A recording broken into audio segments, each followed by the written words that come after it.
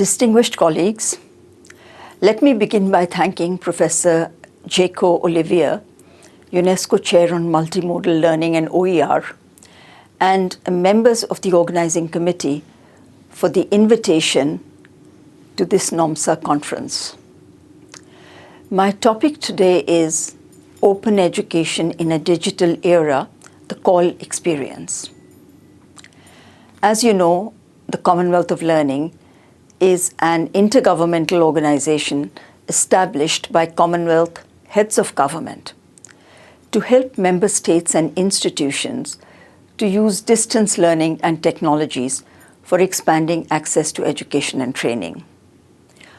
Opening up education is fundamental to our mission. In this presentation, I will look at the impact of COVID-19 on higher education. I will then focus on what we mean by open education and how COL puts this in practice.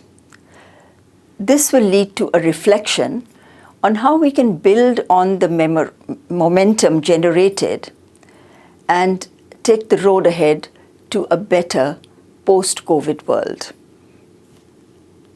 As we know, COVID-19 has caused the biggest disruption of education in human history, where over 95% students worldwide were impacted.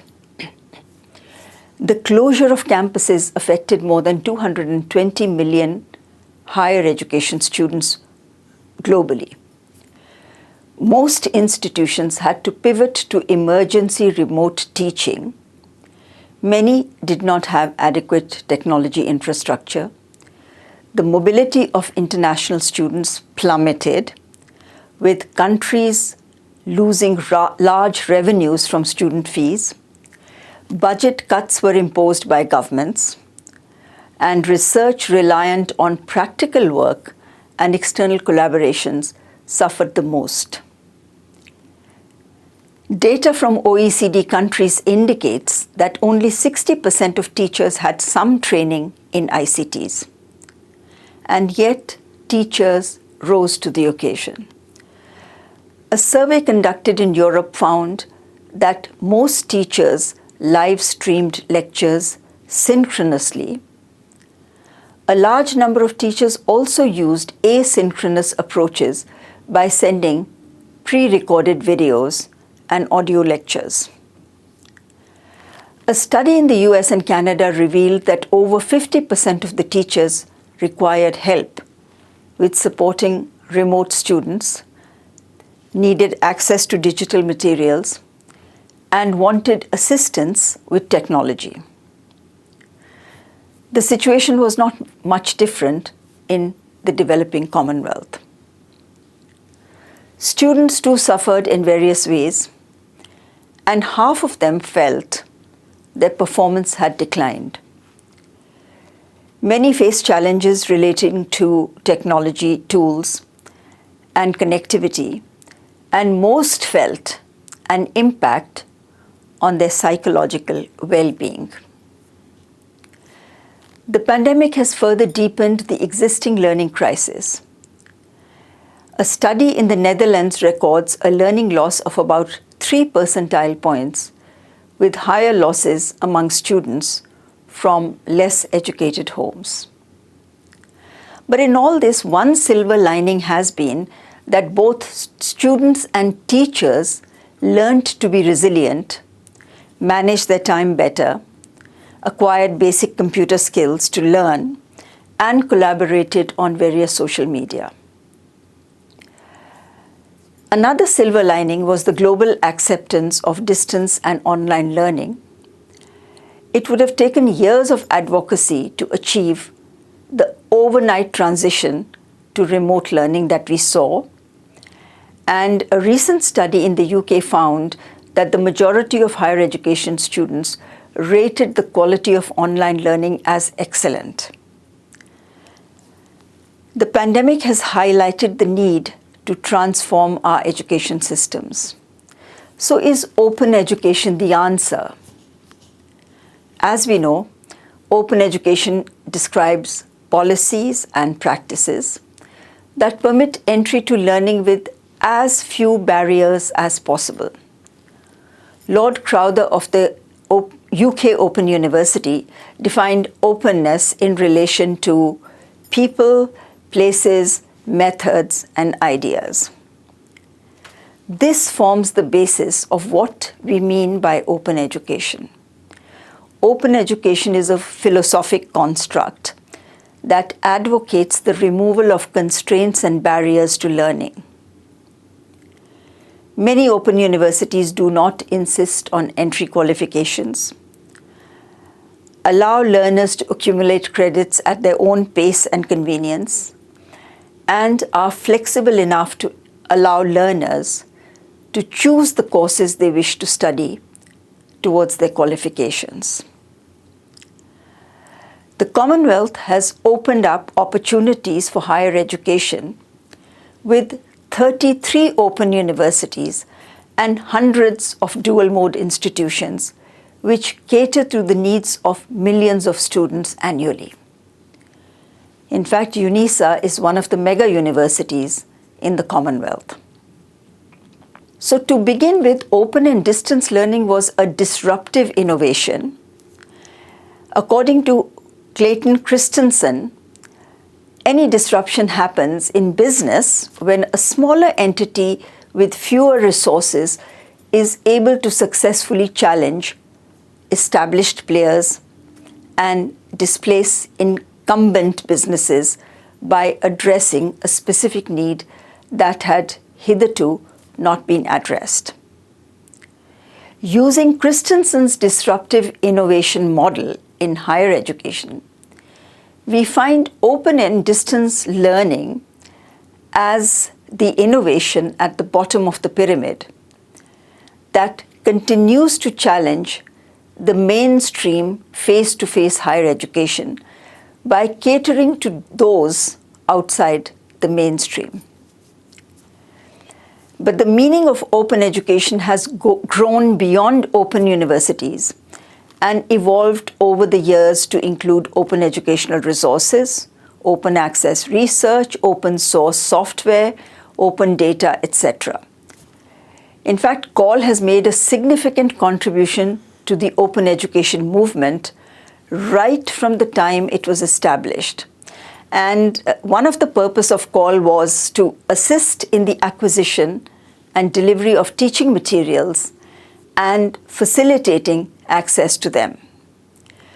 COL supported the development of STAMP 2000 Plus teacher training modules, which were developed by and for teachers in the SADC sub-region. COL was the first intergovernmental organization to adopt an OER policy and an open policy, and played a lead role in the two World OER Congresses with UNESCO. During the pandemic, when quality digital content was the need of the hour, COL catalyzed the Open Door Partnership, which resulted in about 60 partners sharing 200 online courses. So you can see that developments in technology will continue to change what we mean by open education and to change the way we teach and learn. But technology can also open up or close access. The pandemic has seen the second coming of the video, where teachers made significant contributions, often reaching their students through mobile devices. In partnership with the OER Foundation, COL launched OER for COVID, which attracted participants from 89 countries. The survey we conducted found that people did not simply want access to repositories or general capacity building, but rather sought urgent help with curated content aligned to their curriculum. For low bandwidth contexts, COL responded by developing a video on demand service in STEM subjects, aligned to the curriculum in Fiji, Nauru, and Samoa. open educational resources were also in high demand as teachers looked for quality digital content. A study conducted by OER Foundation and COL in May last year found that over 75% of the respondents expressed high demand for OER-based online courses. COL's MOOC for Development provides a computer mobile interface so that farmers in remote locations could access lessons through their basic mobile phones. COL's Aptus, or the Classroom Without Walls, is a low-cost server with a wireless router and a solar charger that can bring quality content to the remotest regions, for example in the Pacific or mountains of Pakistan. COL also supports the MOOCit platform, which is used to offer massive open online learning in low bandwidth situations.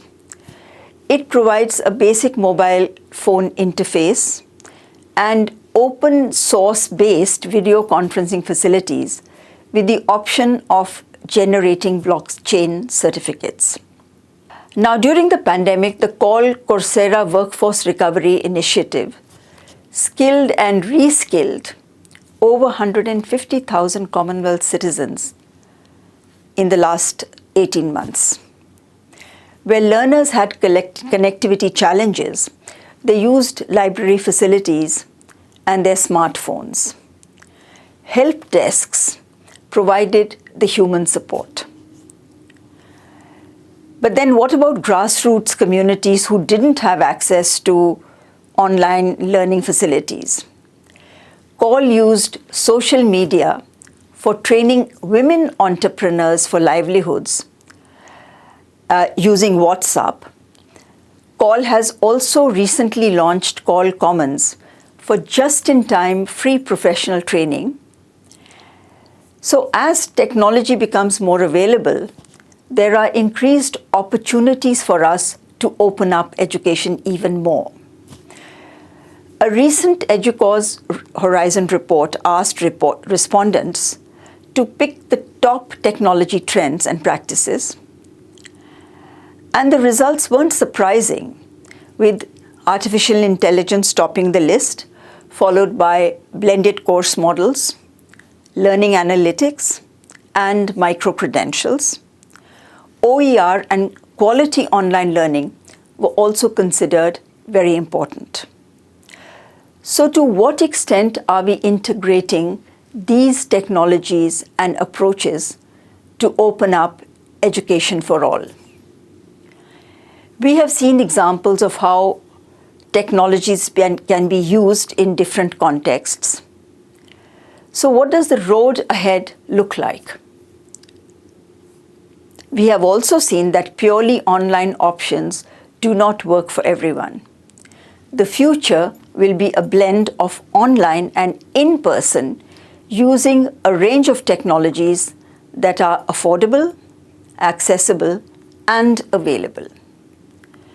Because of the existing digital divides, COL believes that technology to be effectively harnessed must be placed in an appropriate social, cultural, and political context.